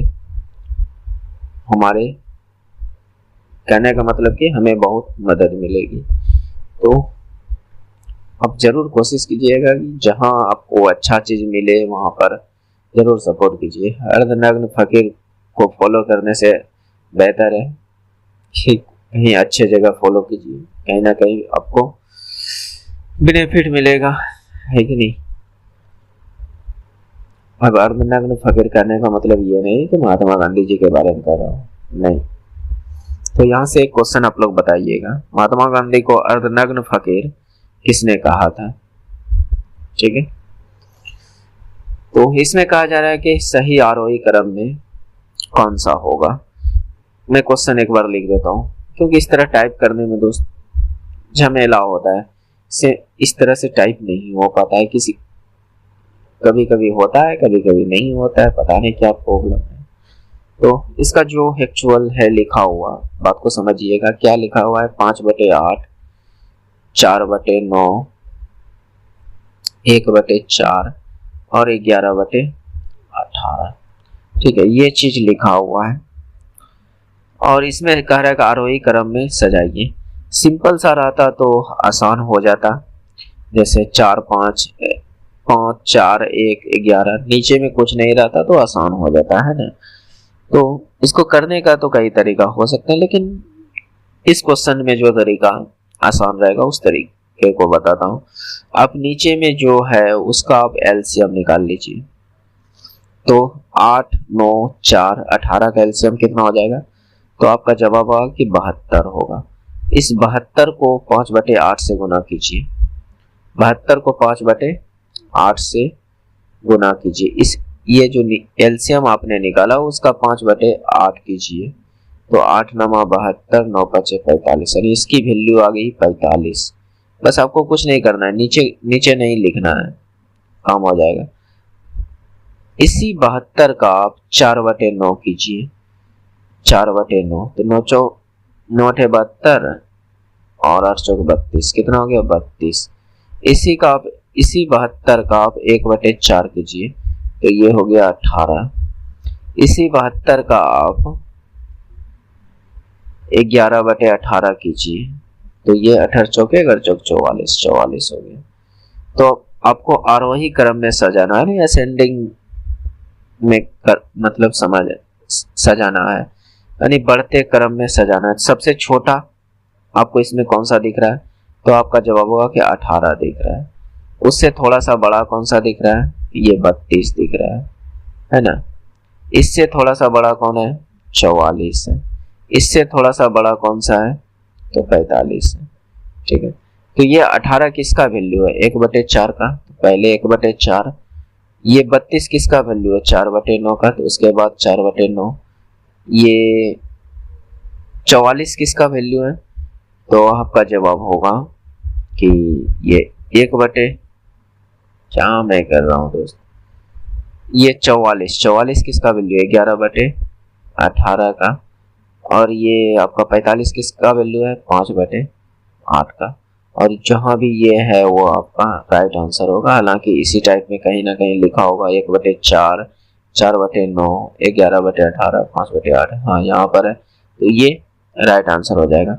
एक इसका दूसरा तरीका भी मैंने बताया था पिछले किसी वीडियो में, जो कि अगर पिछले देखे होंगे तरीका, तो वो तरीका इससे भी आसान है और उससे जल्दी बनेगा, लेकिन उस तरीके को आप ढूंढने का कोशिश कीजिएगा। चलिए देखिए, सभी लेखक वकील हैं, सभी लेखक वकील हैं। इस तरह के क्वेश्चंस में मैं बार बार कहता हूं दोस्तों कि इसको आप पढ़ने में टाइम वेस्ट मत कीजिए, बेकार है उसको पढ़ना, कहीं ना कहीं आपका ही नुकसान होगा, टाइम वेस्ट होगा। तो आप डायरेक्ट कथन और निष्कर्ष पर ध्यान दीजिए। इसने कहा, क्या कहा, सभी लेखक वकील है, यानी जितने भी लेखक है, लेखक को मैं एल से रिप्रेजेंट कर रहा हूं, जितने भी लेखक वह सभी के सभी वकील के अंदर आता है, वकील के अंदर आता है। और सभी पाठक वकील है, और जितने भी पाठक है वो भी वकील के अंदर ही आता है, जितना भी पाठक है वह भी वकील के अंदर आता है, ये बात कह रहा है। कथन से मैंने ये डायग्राम बनाया। अब निष्कर्ष पर चलता हूं। कुछ वकील पाठक है, क्या वकील का कुछ हिस्सा, ये पूरा जो रेखा है ऊपर वाली, वो पूरा वकील का है। वकील का कुछ हिस्सा क्या पाठक को टच कर रहा है क्या, ये पाठक वकील के अंदर आ रहा है क्या, तो आपका जवाब होगा हाँ, ये तो पूरा का पूरा आ रहा है, तो कुछ तो निश्चित ही आएगा, तो आपका जवाब होगा हाँ सही बात है, तो पहला सही है। कुछ पाठक लेखक है, क्या इससे इसका कोई रिलेशन हो सकता है क्या, हो सकता है, लेकिन कन्फर्म नहीं हो सकता है। इससे इसका रिलेशन, लेखक और पाठक से रिलेशन हो सकता है, लेकिन कन्फर्म नहीं हो सकता है। और कन्फर्म जो बात ना हो उसको गलत मानना है, तो ये दूसरा गलत बात, तो इसमें सिर्फ एक अनुसरण करेगा। बात समझ रहे हैं? नेक्स्ट चलिए, ये भी फिजिक्स का क्वेश्चन है, कहीं ना कहीं इस तरह के क्वेश्चंस को पूछा जाता है। तो देखिए इसको कैसे कर सकते हैं। भले ही इसका हमको फार्मूला याद ना हो, लेकिन मैं एक चीज जानता हूं, इसमें पूछा जा रहा है आपके पास 700 मीटर पर सेकंड की वेग से प्रति मिनट 60 गोलियां दागती है, और प्रति एक गोली का द्रव्यमान 50 ग्राम है, तो बंदूक द्वारा विकसित शक्ति क्या होगा। मैं शक्ति का फार्मूला जानता हूं, क्या होता है, कार्य बटे समय। क्या होता है, कार्य बटे समय। अगर मैं हिंदी में लिख दूं थोड़ा आसान रहेगा, ठीक है। तो शक्ति बराबर अगर कहा जाए तो शक्ति बराबर होता है कार्य बटे समय। तो कार्य कई तरीके से होते हैं, आपने गतिज ऊर्जा के बारे में सुना होगा, वो भी कार्य है। स्थितिज ऊर्जा के बारे में सुना होगा, वो भी कार्य है। तो यहाँ पर आपका वेग से रिलेटेड है, तो कहीं ना कहीं ये गतिज ऊर्जा है। तो गतिज ऊर्जा यानी कार्य के जगह पर मैं कह सकता हूं कि जो है गतिज ऊर्जा लगा सकता हूं 12 mv²। क्या मेरी बात को समझ रहे हैं? और समय के जगह पर जो समय है तो है इतना। तो ये जाकर शक्ति की फार्मूला बन गया, और इससे आंसर भी आ जाएगा, नहीं तो आप देखिएगा, थोड़ा वेट कीजिए। हाफ, अब हमें द्रव्यमान चाहिए, तो यहाँ पर कुछ लोग कहेंगे कि ये 50 ग्राम द्रव्यमान भर देते हैं, ठीक है भर दीजिए। लेकिन 60 गो है, तो टोटल द्रव्यमान कितना हो जाएगा? तो आपका जवाब होगा कि 60 गुना 50 होगा टोटल द्रव्यमान, है कि नहीं? ये दोनों मिलकर एम है, दोनों मिलकर एम है। भी स्क्वायर, भी यानी यहाँ पर वेग दिया गया है, क्या है? वेग, वही है भी स्क्वायर, इसका मतलब 700 का स्क्वायर, यानी 700 का स्क्वायर कहने का मतलब 700 गुना 700 अपॉन समय। अब समय कहाँ से निकाला जाए? तो ठीक है, ये सारा का सारा एसआई यूनिट में है, तो समय को भी आप एसआई यूनिट में लाइए। यहाँ पर कह पर मिनट, पर यानी प्रति मिनट, यानी 1 मिनट की बात कर रहा है। समय क्या कह रहा है? 1 मिनट, और 1 मिनट में कितने सेकंड होते हैं? तो आपका जवाब होगा कि 60 सेकंड होते हैं। तो ये समय हो गया और ये टोटल ऊपर कार्य है। बस गुना भाग जो भी करना है कीजिए और आपका आंसर आ जाएगा। तो यहाँ से 60 से 60 खत्म, और ये 2 से, चलिए कटाता हूँ बाद में, थके गुना करने में आसानी हो जाएगा। 749 गुना 5 कीजिए, वहां के बाद जीरो तो बाद में बैठाइए देंगे, है कि नहीं? तो 9 पच्चे 45, 5 के 20, 4 24, और कई को जीरो बच गया? 1 2 3 4 5 ठो जीरो बच गया। 1 2 3 4 5 ठो। क्या मेरी बात को समझ रहे हैं? और नीचे में ये 2 बच गया, नीचे में क्या बच गया? 2, नीचे में इतना बच गया। तो ठीक है, देखते हैं। तो यहां से इसको कटाइए, देखिए क्या आता है। 2 1 2, 2 दूनी 4, और बच गया 2 दूनी 4, इधर 5 दूनी 10, और इस पर इतना जीरो। ओहो, अच्छा काम हो जाएगा, समझिएगा। इतना जीरो बच गया कैसे? इधर 4 जीरो बच गया, 1 2 3 4 जीरो। देखिए मैंने एक चीज चेंज नहीं किया, ये दोस्त ग्राम में है, और ये सारा का सारा ये एसआई यूनिट में, ये एसआई यूनिट में। तो द्रव्यमान का एसआई यूनिट क्या होता है? तो आपका जवाब होगा कि केजी होता है। क्या होता है? केजी। तो ये ग्राम में निकल, ये जो द्रव्यमान है वह ग्राम में ना है। ग्राम को आप केजी में बदलिएगा तो क्या कीजिएगा? 1000 से भागा ना लगाइएगा, तो इधरे आप भागा लगा दीजिए ना, आप यहाँ भी लगा सकते हैं। 1000 से भागा, तो ये 3 जीरो खल्लास, तो बचा कितना? इतना 12 2 5 जीरो, और यही आपका राइट आंसर है। क्या मेरी बात को समझ रहे हैं? तो समझ रहे होंगे। तो इस तरह से आप इसे कर सकते हो, भले ही आपको फार्मूला ना आए शक्ति का प्रॉपर फार्मूला, क्योंकि शक्ति में आपको चाहिए कार्य बटे समय, है कि नहीं? तो इतना अगर जान गए तो आप कार्य पता कर सकते हैं कि कार्य यहाँ से आपके पास वेग दिया है, द्रव्यमान दिया है और समय दिया है, तो क्या मैं इससे कार्य निकाल सकता हूँ क्या? तो आपका जवाब होनी चाहिए हाँ, निकाल सकता हूँ, बशर्ते आपकी थोड़ी सी सोचने की क्षमता ज्यादा होनी चाहिए। बात समझ रहे हैं? नेक्स्ट, चलिए इसको कीजिए। एक निश्चित धनराशि पर 4.5% प्रति वर्ष की दर से ब्याज 1 वर्ष में इतना हो जाता है, 135 रुपए हो जाता है। उसी धनराशि को 5% प्रति वर्ष की दर से 1 वर्ष में कितना अतिरिक्त ब्याज मिलेगा? तो देखिए यहाँ पर आप अगर पी निकालने की, मूलधन निकालने की कोशिश करते हैं तो आपको ज्यादा टाइम लगेगा। कहीं ना कहीं आप मूलधन निकालोगे, आपके पास रेट है, आपके पास टाइम है, आपके पास एसआई है, तो आप मूलधन निकाल सकते हो। तो क्यों मूलधन निकालने के चक्कर में पड़िएगा? मैं ये बात समझाना चाहता हूँ। इस सवाल में मूलधन निकालने की कोई जरूरत ही नहीं है। आप डायरेक्ट यहाँ पर देखिए, आपके पास 4.5% की वैल्यू जो है 135 दिया गया है। मेरी बात को गौर से समझिएगा, ठीक है? और आपको 5% की वैल्यू से निकालना है 1 वर्ष का ब्याज, तो कुछ तो ब्याज निकलेगा। लेकिन जो है कि पहले जो मिल रहा था 4.5% पर मिल रहा था, अब 5%, यानी कहा जाए तो 0.5% एक्स्ट्रा मिल रहा है, 0.5% एक्स्ट्रा मिल रहा है। क्या मेरी बात को समझ रहे हैं?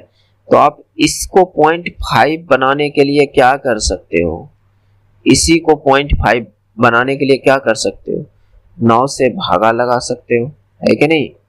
9 से भागा लगा सकते हो। तो आप इधरों 9 से भागा लगा दीजिए, तो इसको 9 से भाग लगाइएगा, तो ये 15 35 से तो 15 आ गया, यानी 0.5 का वैल्यू 15 आ गया, जो कि इस सवाल का राइट आंसर है। नहीं तो आप दूसरे तरीके से करके देखिए, कहीं ना कहीं आपको ज्यादा टाइम लगेगा। उसमें आप मूलधन निकालिएगा, फिर उस मूलधन को 5% पर फिट कीजिएगा, जब तब जाकर ब्याज निकलेगा, और उस ब्याज इस ब्याज को घटाइएगा, तब जाकर आपका अंतर निकलेगा।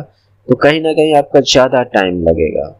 तो बेहतर है कि आप वैसे ना निकाल कर इस परसेंटेज का ही अंतर ले लीजिए, है कि नहीं, और आराम से इस तरह से फाइंड कर सकते हो।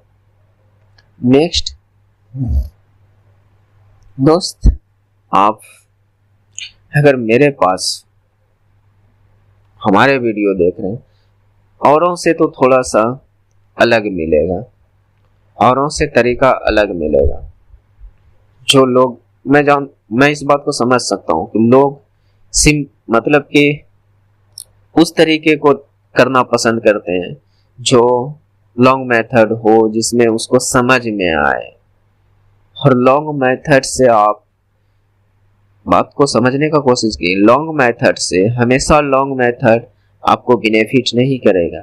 एग्जाम में आपका 90 मिनट कब पार हो जाएगा आपको पता भी नहीं चलेगा, और 100 क्वेश्चन कर भी नहीं पाओगे अगर सभी क्वेश्चंस को आप लॉन्ग तरीके से करने लगे। तो बेहतर है कि कुछ क्वेश्चंस को थोड़ा शॉर्ट तरीके से भी कीजिए, कहीं ना कहीं काम आएगा, और सबकी समय की बचत होगी। और आपकी समय की बचत करना ही आपकी बहादुरी है, ताकि उस बचे हुए समय में आप एक्स्ट्रा क्वेश्चन कर पाओ। बात समझ रहे हैं? तो जैसे कि मैं यहाँ पर कह सकता हूँ कि इसको भी मैं शॉर्ट तरीके से करा सकता हूँ। कैसे? अब मैं डायरेक्ट कर सकता हूँ 6 दूनी 12%, 12% की वैल्यू हमारे पास 1800 है। आप समझ रहे हैं? हमें चाहिए मूलधन, तो मूलधन को हमने मान लिया कि 100% है या 100 है, तो हम यहाँ से 12% को मैं 100 बनाने की कोशिश करूंगा, ताकि मैं मूलधन निकाल पाऊं। बात समझ रहे हैं? तो 100, अगर मैं मूलधन 100 माना तो यहाँ से कहूँ तो इसको कटाऊंगा, तो यहाँ से 1% की वैल्यू जो है 150 आ जाएगा। कितना आ जाएगा? 150। अगर कटाइएगा 12 से तो ये 150। अगर मैं कहूँ कि 1 की वैल्यू कहूँ, तो यहाँ से अगर देखा जाए तो दोनों साइड 1% नहीं, सिर्फ 1 की वैल्यू, क्योंकि हमने 100 माना है, 100% नहीं माना है, मूलधन 100 माना है। तो हम यहाँ से कहूँ कि 1 की वैल्यू चाहिए, तो इधर 150 है, परसेंटेज को हटाइएगा तो नीचे में 100 आएगा, है कि नहीं? 100 से गुना कीजिएगा तो ये 15,000 हो जाएगा। कितना हो जाएगा? 15,000। 1 की वैल्यू अगर कहा जाए तो यहाँ से ये 15,000 हो जाए, तो 1% की वैल्यू इतना, तो हमें 100% यानी 100% की वैल्यू चाहिए। तो कहने का मतलब सिंपल सा 2 जीरो चिपका दीजिए, ये 100% की ही वैल्यू आ जाएगा। मेरी बात को यहाँ पर ध्यान से थोड़ा सा समझिएगा, नहीं तो चलिए आपको हो सकता है कंफ्यूजन हो, क्योंकि मैं समझाने में भी कंफ्यूज आ रहा हूँ। हालांकि मैं करने का आसानी से कर दूंगा, क्योंकि हमारे पास पता चल गया है कि वो मूलधन जो है 15,000 है।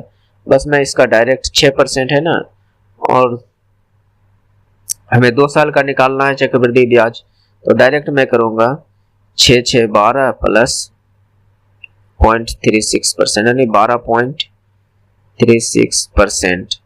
बस इसको सोल्व करूंगा, मेरा आंसर आ जाएगा। लेकिन कैसे? चलिए पहले आप मूलधन निकाल लीजिए। तो आपके पास मूलधन P रहेगा, PR 6 है। आप साधारण ब्याज का फॉर्मूला यही ना लगाओगे, है कि नहीं? PRT, तो ये RT2/100 जो कि वैल्यू दिया गया है 1800। तो यहाँ से इसको सोल्व कीजिए, कटा पिटा के देखिए कितना आता है। तो ये 150 और 2 जीरो चिपक गया, तो ये आ गया 15 पर डबल जीरो, यानी इतना 15,000 मूलधन आ गया 15,000। अब आप चक्रवृद्धि ब्याज जैसे भी चाहो आप निकाल सकते हो। तो निकालने के इसके कई तरीके हो सकते हैं, जैसे मैं कई वीडियो में समझाया हूं कि आप अगर 2 वर्ष का चक्रवृद्धि ब्याज निकालते हो तो आप इस 6% को पकड़िए। 6% का मतलब क्या, 3/50 है ना। 6% का मतलब 3/50, यानी ये 50 मूलधन और मैं अमाउंट का रेशियो लूंगा, मूलधन और मिश्रधन CI के रिस्पेक्ट में, यानी चक्रवृद्धि ब्याज के रिस्पेक्ट में, ठीक है। तो ये मूलधन, ये मिश्रधन, तो यानी 50 पर 3 ब्याज मिल रहा है, 50 पर 3 ब्याज मिल रहा है, तो इसका मतलब 53 हो रहा है। लेकिन कब, ये 1 वर्ष में, हमें चाहिए 2 वर्ष के लिए। 2 वर्ष के लिए चाहिए तो इसका पावर 2 कीजिए, पावर 2। तो यहाँ से 50 का स्क्वायर कीजिएगा तो 25 पर डबल जीरो। 53 का स्क्वायर कीजिएगा तो मैं 53 का इधर स्क्वायर निकाल देता हूँ, स्क्वायर, ठीक है। तो फंसतिया 15 दूनी 30, 3 तिया 9, 5 25, 908 2। मैं यहाँ पर ट्रिक लगा दिया दोस्त, 2809 ये आ गया इसकी अमाउंट। तो आपका जवाब होगा कि हमें तो ब्याज चाहिए, चक्रवृद्धि ब्याज चाहिए, हमें क्या है नहीं है वो चीज हमें अभी पता नहीं। ये आपका मूलधन है और ये आपका मिश्रधन है। ब्याज क्या होता है, मिश्रधन में मूलधन को घटा दीजिएगा तो वो आपका ब्याज हो जाता है, क्या हो जाता है, CI हो जाता है। तो इसमें इसको घटाइए तो यहाँ से कितना का अंतर निकल रहा है, तो आपका जवाब होगा कि 9 0 और 8 में 5 गया 309 का, और यही आपका ब्याज है, यही आपका ब्याज है, माना हुआ, रियलिटी नहीं। तो रियल में अगर देखा जाए तो ये 2500 की वैल्यू ये 15,000 है, ये जो मूलधन है ये 2500 का वैल्यू है, हमें चाहिए 309 की वैल्यू, 309 की वैल्यू। तो यहाँ से इसको कटा पिटा कर देखिए कितना आता है। तो देखते हैं, मैं डायरेक्ट भाग लगा देता हूँ, 15,000 भागा 2500, देखते हैं कितना आता है। तो यहाँ से मैं 2 जीरो कटाया, 25 छके 150, यानी 6 बार में कट गया। ये इसका कितना गुना है, 6 गुना, तो आप इसका भी 6 गुना कर दीजिए। तो देखिए 9 छके 54 और 5 दिया 15, 15 54, 15 6 गुना 25 छके 150, बिल्कुल। तो 9 छके 54 और 6 दिया 18 होगा, 20 18 54, कितना हो गया, 18 54 और 18 54 इसका राइट आंसर। अन्यथा ये चीज अगर आप नहीं समझ पा रहे हो तो यहाँ पर आप ये चीज लगा लीजिएगा। 1 मिनट, चलिए मैं यहाँ पर बता देता हूँ, इसको साइड में रखिएगा। यहाँ तक तो अगर आप समझ गए हैं तो आप P अब लगा सकते हैं, P इंटू 1 प्लस R बटे 100 पर पावर n माइनस P। ये चीज लगाकर आप CI निकाल सकते हो, ये CI का फॉर्मूला है, ठीक है। तो लेकिन ये मैं शॉर्टकट लगाया कि जिससे कि या तो कटाने में आसानी हो या थोड़ा कम समय लगे, और कुछ नहीं है। नेक्स्ट,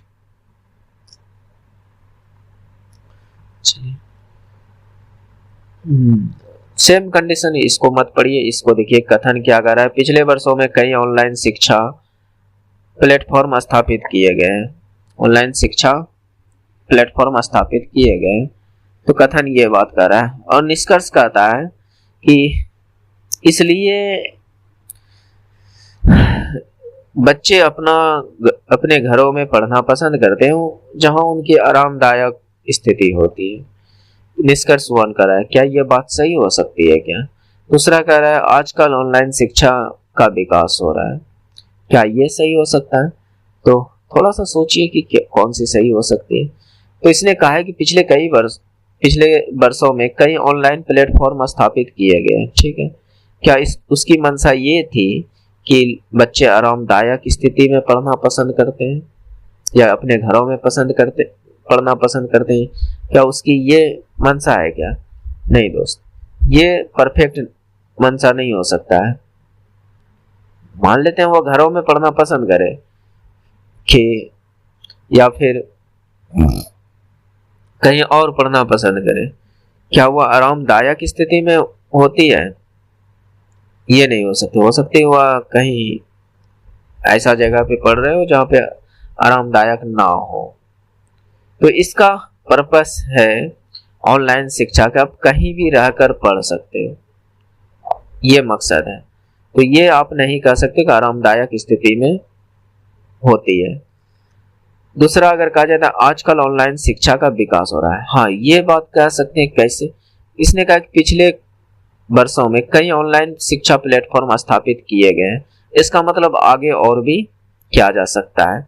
इसका मतलब कि वह विकास की स्थिति में है, वह विकास कर रहा है। ये नहीं कि स्थापित किए गए हैं तो ये नहीं कि वह विकसित हो गए हैं। अब हमारे देश में जो है कि ऑनलाइन प्लेटफॉर्म्स स्थापित करने की कोई गुंजाइश नहीं है कि पूरी तरह विकसित हो गया है, नहीं, विकास हो रहा है और हमारे देश भी विकासशील है। समझ रहे हैं? तो ये दूसरा अनुसरण हो सकता है और पहला नहीं होगा। ठीक है, नेक्स्ट थोड़ा सोचने समझने का कोशिश कीजिएगा। और मैं जो भी कराऊंगा दोस्त, गलती होने की चांस बहुत कम है। हाँ गलती हो सकती है हमसे, क्योंकि मैं कोई भगवान तो हूँ नहीं कि हमसे गलती नहीं होगी। इंसान हूँ दोस्त, गलतियाँ हो सकती है। अगर आपको कहीं लगता है कि गलती हुआ है तो आप टाइमिंग मेंशन करके आप हमें कमेंट करके बता सकते हो कि यहाँ पर गलतियाँ हुई है, ताकि मैं उसे नेक्स्ट वीडियो में सुधार करा सकूं। बात समझ रहे? अगर नहीं बताओगे तो फिर कैसे सुधार करा सकता हूँ, है कि नहीं? क्योंकि हमें भी पता नहीं रहेगा कि हमने कौन सा गलती कराया। हालांकि मेरी कोशिश रहती है कि गलती ना हो। ठीक है, तो अब चलिए इसको कीजिए। इस तरह का क्वेश्चंस करने में आपको मैं एक बार कहूँ कि आपको जो है प्लेस वैल्यू कन्फर्म याद होनी चाहिए। अगर प्लेस वैल्यू याद है तो कहीं ना कहीं इस तरह के क्वेश्चंस को आप जल्दी कर सकते हो। कैसे? मेरी बात को समझिए। जैसे मैं कहता हूँ कि D कितने पर आता है? 4 पर, E 5 पर, H 8 पर, G 7 पर। ये हमको प्लेस वैल्यू पता है, इसीलिए मैं फास्ट लिख पा रहा हूँ। आपको भी पता होनी चाहिए। R 18 पर, S 19 पर, V 22 पर, U 21 पर। ठीक है, ये 10, 11, 14, 13, 12, 13, 17, 16। अब यहाँ से आपको एक अंदाजा मिल जाएगा और आप आसानी से बहुत जल्दी फास्ट कर पाओगे। कैसे? समझिएगा। यहाँ से एक बढ़ा, फिर 3 घटा, एक बढ़ा है, 3 घटा है, फिर 1 घटा है। क्या मेरी बात को समझ रहे हैं? यहाँ से देखा जाए तो यहाँ से 1 बढ़ा है, 3 घटा है, 1 घटा है। ठीक है, ये चीज यहाँ पर भी देखा जाए तो 1 बढ़ा है और 3 यहाँ पर घटना चाहिए। यहाँ पर 3 बढ़ा है और यहाँ 1 घटा है। यहाँ पर देखा जाए तो यहाँ पर 1 बढ़ा है और 17 है ना, 4 बढ़ा है और इधर 1 घटा है। तो चलिए अब देखते हैं क्या हुआ है, इसमें क्या कंडीशन है। 1 मिनट। यहाँ पर देखिए 19, 3, 22 बढ़ा, यहाँ भी बढ़ा है दोस्त, मैं गलती कर रहा हूँ। यहाँ भी बढ़ा है, यहाँ 5 से 8 हो रहा है, यहाँ भी बढ़ा है और यहाँ भी। तो इन तीनों में देखा जाए तो 1 बढ़ा, 3 बढ़ा, 1 घटा, 1 बढ़ा, 3 बढ़ा, 1 घटा, 1 बढ़ा है, 3 बढ़ा है, 1 घटा है। लेकिन इसमें देखा जाए तो 1 बढ़ा है, फिर 4 बढ़ा है, फिर 1 घट गया। तो इसमें अलग है, यहाँ पर 3 बढ़ना चाहिए था जबकि यहाँ पर 4 बढ़ रहा है। तो यही अलग है, बेजोड़ है, मतलब इसका जोड़ नहीं है। तो ये आपका इस हिसाब से राइट आंसर हो जाएगा। तो आपको प्लेस वैल्यू बिल्कुल कंफर्म पता होनी चाहिए दोस्त। तो नेक्स्ट देखते हैं और कुछ क्वेश्चंस कराते हैं जो 1.5 घंटा के अंदर हो जाए। तो चलिए, Q और S के मध्य कौन बैठा है, ये कथन कह रहा है। सभी के सभी जो है उत्तर की ओर समक्ष बैठे हैं, 4 व्यक्ति है। तो Q और S के मध्य में कौन बैठा है? तो पहला कथन अगर देखा जाए, R जो है S के बाएं से दूसरा स्थान है। अगर मैं 4 व्यक्ति को बैठाने का कोशिश करूं, 1 2 3 4, कहता है S के बाएं से दूसरा स्थान है। S को मैं यहां बैठा देता हूं, इसके बाएं इधर पहला दूसरा कौन? R, ठीक है। दूसरे कंडीशन में देखा जाए, दूसरे कंडीशन में 4 व्यक्ति मैंने बैठाया, ठीक है। S R के दाएं से दूसरे स्थान पर है, R के दाएं से दूसरे स्थान पर पहला दूसरा, R का दायां इधर, S यहाँ है, ठीक है। तो दोनों सेम कंडीशन दिख रहा है, बात समझ रहे हैं। तो हम ये नहीं कह सकते Q और S के मध्य में कौन बैठा है, बात समझ रहे हैं। तो हम नहीं कह सकते, दोनों में से किसी भी कथन से हम प्राप्त नहीं कर सकते कि Q और S के मध्य में कौन बैठा है। Q और S के मध्य में बैठने के लिए इसमें इन दोनों ऑप्शन में से कहीं ना कहीं Q की चर्चा होनी चाहिए, जो कि नहीं है। तो इसलिए ना तो 1 ना ही 2 अनुसरण करेंगे। कथन 1 कथन 2 में दी गई जानकारी एक साथ उत्तर देने के लिए पर्याप्त नहीं है, यही राइट है। क्या मेरी बात को समझ रहे हैं? और इसने ऐसे भी कह दिया कि R और S के बीच में एक खाली है, तो आप Q को यहां भी बैठाइए चाहे यहां भी बैठाइए, Q S के बीच में कोई बैठने वाला है नहीं। Q को यहां बैठाइए, कोई फर्क नहीं पड़ेगा। और आप नहीं कह सकते Q और S के बीच में कौन है, हम दोनों से नहीं पता कर सकते हैं। तो इसका राइट आंसर डी नंबर। चलिए इस क्वेश्चन को बनाइए। चलिए इसमें क्या कह रहा है, 3y माइनस 3y, चलिए मैं लिख देता हूं, 3y माइनस 3/y बराबर जो है आपके पास 5 दिया गया है, और आपसे पूछा जा रहा है y स्क्वायर प्लस 1/y² बराबर व्हाट, ठीक है। इतना की वैल्यू पूछा जा रहा है। तो इसमें थोड़ा सा आप स्मार्ट तरीके से सोचिएगा तो आसानी से आंसर आएगा। तो जैसे कहने का मतलब, आप इस 3 को कॉमन ले लीजिए, तो 3 को कॉमन ले लीजिएगा तो यहाँ क्या बचेगा, y माइनस 1/y है ना, बराबर 5। तो यहाँ से ये देखा जाए तो 1/y बराबर 5/3 आ गया, है ना। क्या आप इतना से इतना तक नहीं पहुंच सकते हो? आपका जवाब होगा कि हाँ पहुंच सकते हैं।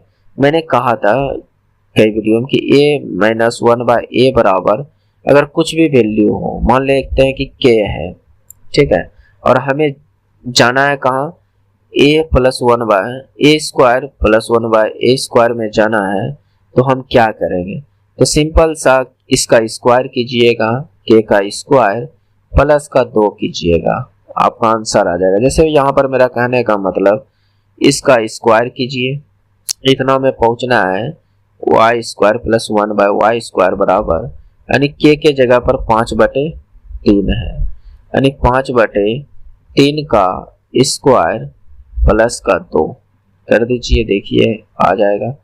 तो मैं इधर करूं तो 25/3 प्लस 2 25/9 हो जाएगा।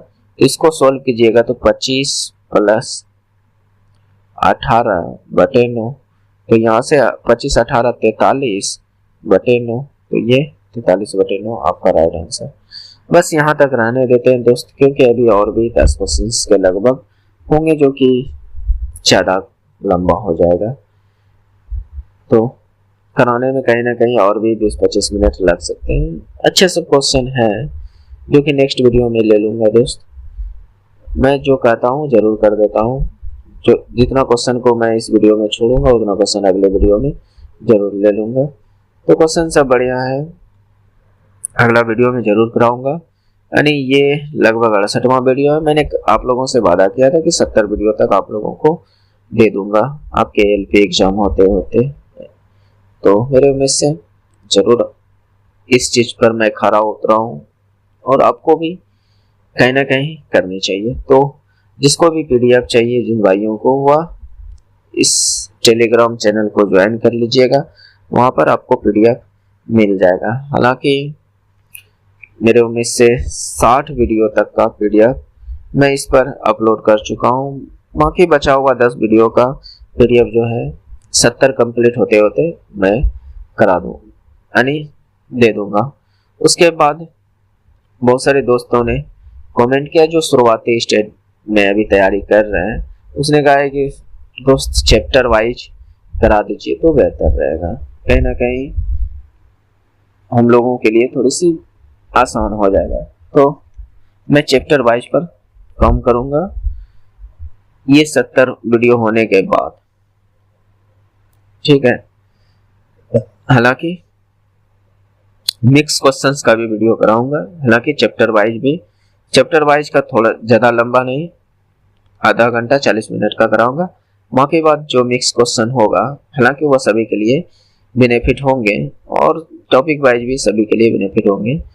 तो जरूर बने रहिएगा, कहीं ना कहीं आपके लिए एक अच्छा चैनल हो सकता है। तो वहां के बाद और क्या बोलूं दोस्त, इतना दूर तक अगर रुके हुए हैं तो कहीं ना कहीं हो सकता है वो थोड़ी सी भी पसंद आई होगी तो लाइक कर दीजिएगा और चैनल को सब्सक्राइब कर लीजिएगा और बेल आइकन भी दबा लीजिएगा, जिससे जब भी मैं वीडियो डालूं तो आप तक सबसे पहले पहुंच सके, है ना, नोटिफिकेशन के रूप में, जिससे कि आप वीडियो तक पहुंच सके। कुछ दोस्त कमेंट किए थे आपकी वीडियो कब आती है पता ही नहीं चलता, तो इसलिए आपने बेल आइकन नहीं दबाया होगा, सब्सक्राइब किया होगा, बेल आइकन नहीं दबाया होगा, तो दबा लीजिए दोस्त, उसमें कुछ ज्यादा नहीं है। तो भले ही जब मैं वीडियो डालूंगा तो एक थोड़ी सी नोटिफिकेशन आएगी, जैसे आपकी व्हाट्सएप फेसबुक की नोटिफिकेशन आ जाती होगी, क्योंकि उसका तो आपका नोटिफिकेशन बंद करके नहीं रखिएगा, है कि नहीं। उसी तरह इसका भी नहीं रखिए जब तक आपका काम है।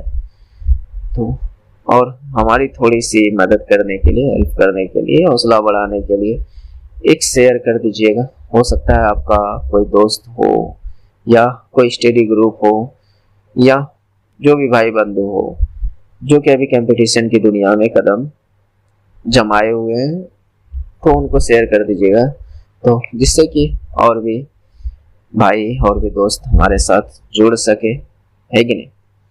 तो इतना कुछ आप कर सकते हो, ये आपके हाथों में, और आपको क्वेश्चन प्रोवाइड कराना ये मेरी हाथों में है। तो मैं करता रहूंगा, आप अपने काम कीजिए, मैं अपना काम कर दूंगा। तो मिलते हैं नेक्स्ट वीडियो में। जय हिंद, जय भारत, थैंक्स फॉर वॉचिंग।